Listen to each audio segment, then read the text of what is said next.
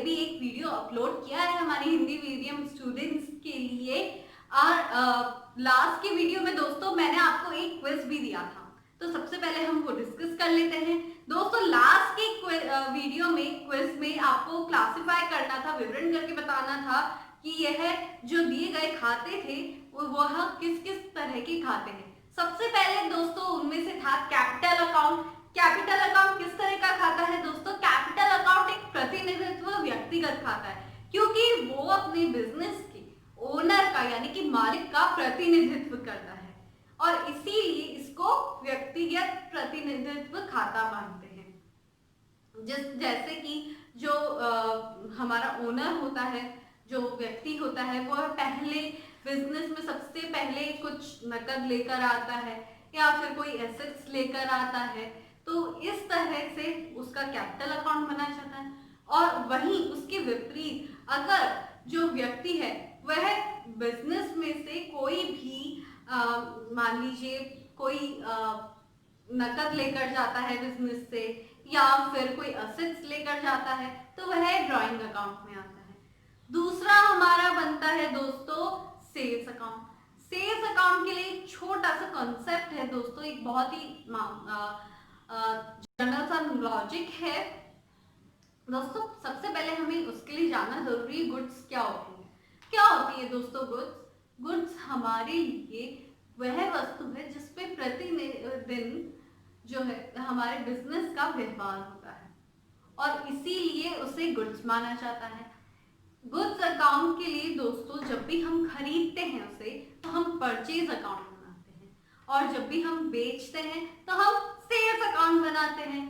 तो गुड्स हमारे लिए क्या है दोस्तों?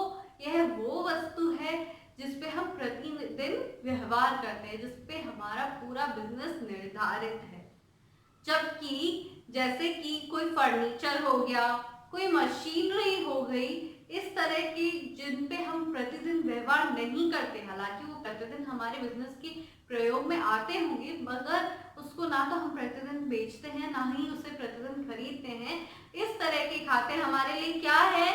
ये इस तरह के खाते हमारे लिए जो है और असेट्स हो गई। जैसे फर्नीचर अकाउंट एक फिक्स्ड एसेट हो गया, मशीनरी अकाउंट एक फिक्स्ड एसेट हो गया, ठीक है।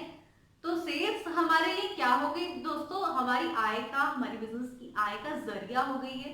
आय का जरिया हो गई तो सेल्स क्या है? एक नॉमिनल अकाउंट हो गया है, यानी कि अवास्तविक खाता। जब हम आय या व्यय की बात करते हैं तो वह हमारे लिए अवास्तविक खाता होता है। वहीं उसके विपरीत परचेज अकाउंट की अगर मैं बात करूं तो परचेज अकाउंट हमारे लिए एक तरह का व्यय हो गई, और क्योंकि वो व्यय हो गई तो वो भी किस तरह का खाता हो गई? अवास्तविक खाता।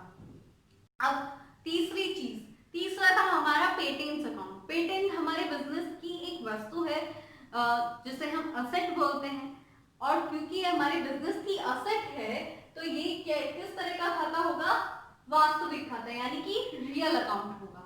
अब चौथा क्या था दोस्तों? Insurance prepaid. मैंने आपको लास्ट में भी ये जो है कंफ्यूजन बहुत अच्छे से क्लियर किया था कि जब भी हम प्रीपेड या आउटस्टैंडिंग टर्म यूज करते हैं, प्रीपेड यानी हमने पहले ही पे कर दिया है और आउटस्टैंडिंग यानी अभी तक बकाया है, जब भी हम इस तरह के टर्म्स यूज करते हैं तो वो किस तरह के खाते माने जाते हैं? प्रतिनिधित्व व्यक्तिगत खाता। तो जब हमने इंश्योरेंस प्रीपेड की बात करी, कोई जो खर्चा है हमने पहले ही पे कर दिया है, तो किस तरह का होगा? व्यक्तिगत खाता, प्रतिनिधित्व व्यक्तिगत खाता। वहीं उसके विपरीत अगर मैं इंश्योरेंस पेड की बात करूं तो वह कौन सा खाता होता? अवास्तविक खाता। और अगला भी वही है, कमीशन पेड। कमीशन पे हमने किया है, हमारे लिए व्यय हो गया, व्यय हो गया तो क्या हो गया? वह अवास्तविक खाता। तो दोस्तों बात करते हैं आज के लेक्चर की। दोस्तों आज का लेक्चर बहुत बहुत बहुत इंपॉर्टेंट लेक्चर है, क्योंकि आज के लेक्चर में हम बात करने वाले हैं जर्नल एंट्रीज की, जर्नल एंट्रीज को बनाने वाले नियमों की। तो दोस्तों ये इतना इंपॉर्टेंट है, तो ये हमारे लिए बहुत जरूरी है कि आज का क्लास हम जो है बिल्कुल अच्छे से समझें, पढ़ें उसको, क्योंकि आज की क्लास हमारे लिए एक पहली सीढ़ी है। ये जर्नल एंट्रीज हमारे लेखांकन में कभी ना खत्म होने वाली एंट्रीज है, आप जानते हैं रिकॉर्डिंग जो होती है, लेखांकन जो होता है वो प्रतिदिन हर रोज करने वाला एक तरह का एक तरह का नियम होता है इसका कि आपको जो है प्रतिदिन इसको करना होता है। बात कर रहे हैं हम जर्नल की दोस्तों, जर्नल की, लेखांकन की, तो उनमें दो सबसे महत्वपूर्ण चीजें आती है। उनमें से पहला होता है डेबिट, जिसको हम डीआर से दिखलाते हैं। दूसरा होता है क्रेडिट, जिसको हम सीआर से दिखलाते हैं। दोस्तों डेबिट और क्रेडिट क्या रहता है? डेबिट यानी कि जब भी हम किसी का खाता नाम करते हैं तो हम डेबिट से दिखलाते हैं, जब भी हम किसी का खाता जो है जमा करते हैं तो हम क्रेडिट से दिखलाते हैं, और हम उसको डीआर और सीआर शॉर्ट फॉर्म में दिखलाते हैं। यहाँ तो हमने अभी बात करी डेबिट और क्रेडिट की। अब हम सबसे पहले जर्नल का हम प्रारूप देखेंगे। जर्नल का प्रारूप कुछ इस प्रकार का होता है। इसमें पहला स्तंभ हम बनाते हैं दिनांक का, क्योंकि हमें हर दिन रिकॉर्ड करना होता है, तो यहाँ पे हम सबसे पहले दिनांक का स्तंभ बनाते हैं, जिसको हम डेट से दिखलाते हैं। डेट में हम पहले ईयर दिखाते हैं और फिर हम मंथ। यह तब तक नहीं बदलता जब तक कोई बदलाव आए ना, यानी कि जैसे कभी ईयर चेंज ना हो पूरे साल भर तक, जब तक ईयर चेंज नहीं होता तब तक ईयर इसी तरह से दिखाई देता है। जब तक मंथ चेंज नहीं होता तब तक महीना इसी रूप में दिखाया जाता है। दूसरा आता है हमारा विवरण, यानी कि पर्टिकुलर।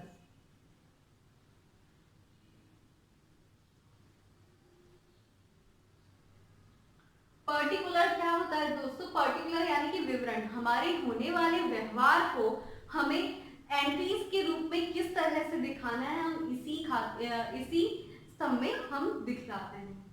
ठीक है, अगला हमारा बनता है लेजर फोलियो। लेजर फोलियो दोस्तों एलएफ के नाम से शो होता है। इसके बारे में हम आगे वाली वीडियोस में पढ़ेंगे। दूसरा हमारा अगला बनता है डेबिट और क्रेडिट, यानी कि जब भी हम डेबिट से रिलेटेड जितने भी हमारी एंट्रीज बनेगी उसका अमाउंट हम यहाँ पे लिखेंगे। क्रेडिट से रिलेटेड जितनी भी एंट्रीज बनेगी उसका अमाउंट हम क्रेडिट में लिखेंगे। ठीक है, और अमाउंट हमेशा दोनों तरफ सेम होता है, यानी कि दोनों तरफ अमाउंट जो है वो उनका टोटल हमेशा डेबिट और क्रेडिट का सेम होगा। तो यहाँ अभी बात करी हमने जर्नल के प्रारूप की दोस्तों, लेकिन जर्नल बनाने के 4 नियम होते हैं।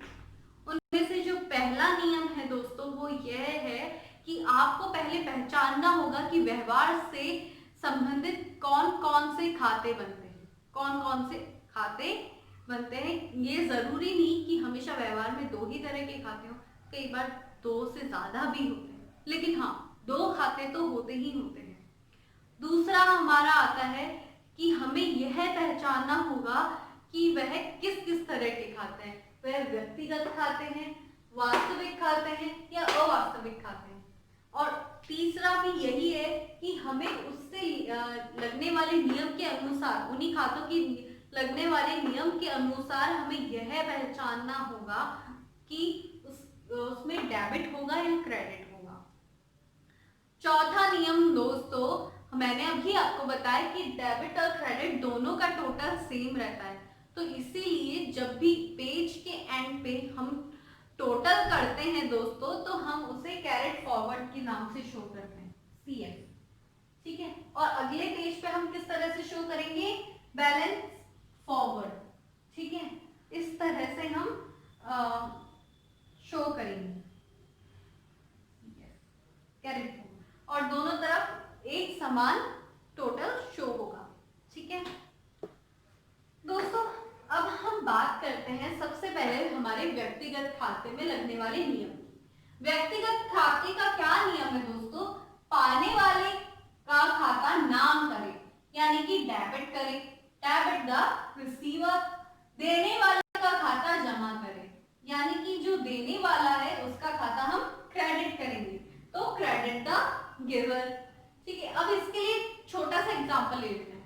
मान लीजिए हमारे बिजनेस से हम राम को कुछ कैश दिया गया है, तो दिया गया है राम क्या है, एक तरह का दोस्तों, एक तरह का व्यक्ति है। तो उस पे लगने वाला खाता कौन सा होगा, व्यक्तिगत खाता होगा। व्यक्तिगत खाते का क्या नियम है, पाने वाले का खाता नाम करें, तो यहाँ पे पाने वाला कौन है, राम है। तो यहाँ पे राम का जो अकाउंट होगा, अब आप ध्यान से देखिएगा दोस्तों, राम अकाउंट, यहाँ दोस्तों मैं ये नहीं लिखूंगी राम अकाउंट, यहाँ मैं लिखूंगी राम्स अकाउंट। ये बहुत ही ज्यादा इंपॉर्टेंट चीज है दोस्तों। कई बहुत से बच्चे जो है राम अकाउंट लिख के छोड़ देते हैं, जो कि गलत होता है। इसे हमेशा हम राम्स अकाउंट की तरह से लिखेंगे। फिर हम आगे करेंगे डेबिट। मान लीजिए मैंने 5000 दिया है, तो यह 5000 हो गया। वहीं अगर राम ने हमारे बिजनेस में कुछ पैसा दिया होता, हमें कुछ पैसा दिया होता, तो राम का अकाउंट क्या हो जाता, क्रेडिट हो जाता।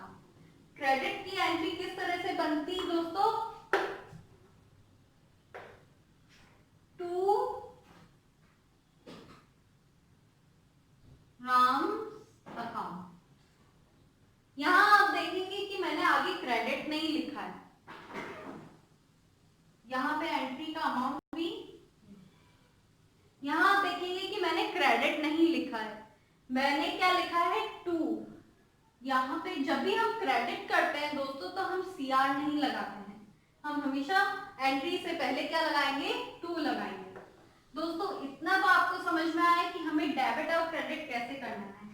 अब दोस्तों हाँ, ऐसा नहीं होता है कि हम सीधा डेबिट करें या क्रेडिट करें, हमें दोनों एंट्रीज पास करनी होती है एक साथ। वो कैसे दोस्तों, अभी हम रियल अकाउंट के जरिए उसे जानेंगे।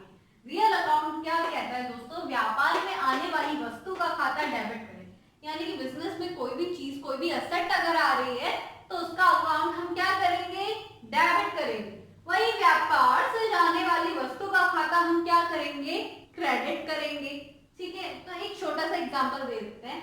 अभी वही राम का ही एग्जांपल ले लेते हैं। मैंने कहा राम को मैंने कुछ नकद दिया, यहाँ हमारे लिए नकद यानी कि कैश हमारे बिजनेस का क्या है, असेट है, और क्योंकि वो हमारे बिजनेस की असेट है, तो हम उसको क्या करेंगे दोस्तों, हम उसको क्रेडिट करेंगे। क्यों, क्योंकि वो हमारे बिजनेस से जा रही है, व्यापार से जाने वाली वस्तु का खाता क्रेडिट करें। तो पहले तो हमने बनाया राम का अकाउंट, राम्स अकाउंट डेबिट। क्यों, क्योंकि राम पाने वाला है, अभी हमने पढ़ा था, पाने वाले का खाता नाम करें, राम्स अकाउंट डेबिट। तो यहाँ पे डेबिट किया, उसमें हमने अमाउंट लिख दिया। अब क्या चीज जा रही है, व्यापार से जाने वाली वस्तु का खाता क्रेडिट करें, कैश जा रहा है, टू कैश अकाउंट, क्रेडिट हो गया अपने 5000। अब एन एंट्रीज में दोस्तों हमें हमेशा एंड में जो है नरेशन लिखना होगा। नरेशन क्या होता है दोस्तों, नरेशन हमें यह ध्यान दिलाता है कि यह हमने जब भी पेमेंट किया था तो किस लिए किया था। अब मान लीजिए राम अगर हमारा कोई क्रेडिटर था, तो हमने उसको दे दिया, अमाउंट दे दिया, तो हम लिख सकते हैं being Ram paid in form of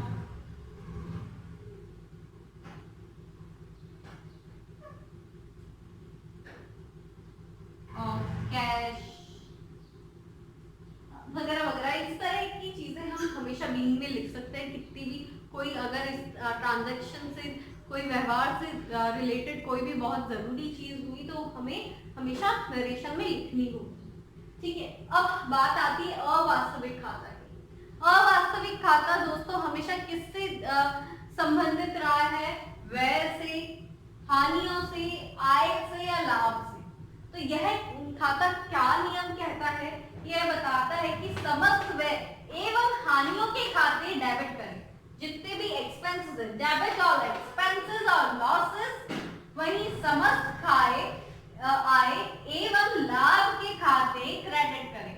credit all incomes और गेन्स। ठीक है, तो यहाँ मैंने आपको बतलाया था अभी अभी दोस्तों कि हमारी सेल्स क्या एक तरह की हमारी आय है। तो मान लीजिए मैंने कुछ सेल किया है, कुछ बेचा है तो वह हमारी क्या हो गई, आय हो गई। तो फिर क्या होगा, कुछ मैंने कैश के लिए, नकद के लिए बेचा है, तो नकद हमारे लिए क्या है दोस्तों, नकद आने वाला है हमारे बिजनेस में, हमारे बिजनेस का एसेट है, ये वास्तविक खाता होगा। और क्योंकि वो आने वाला है तो उसको हम क्या करेंगे, डेबिट करेंगे।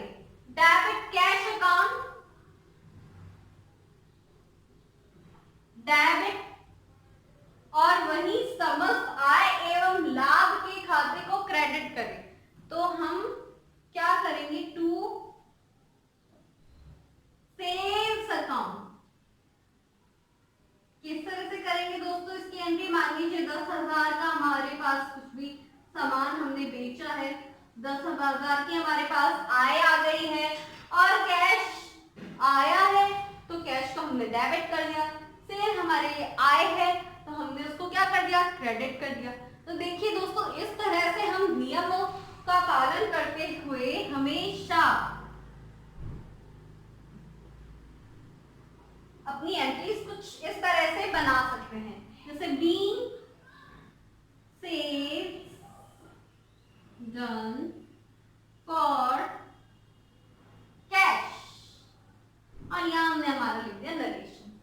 दोस्तों आई होप इन सब चीजों से आपको समझ में आया होगा कि किस तरह से हमें एंट्रीज आगे बनानी है, किस तरह से हम लोगों को आगे और एंट्रीज बनानी होगी, और व्यवहार को समझना है, खातों को समझना है, किस तरह से नियमों को हमें उनकी पालना करनी है, किस तरह से नियम को हमें के अनुसार हमें एंट्रीज बनानी है, किस तरह से डेबिट और क्रेडिट का टर्म हमें यूज करना है, ये सब आपको आज के वीडियो में समझ में आया होगा।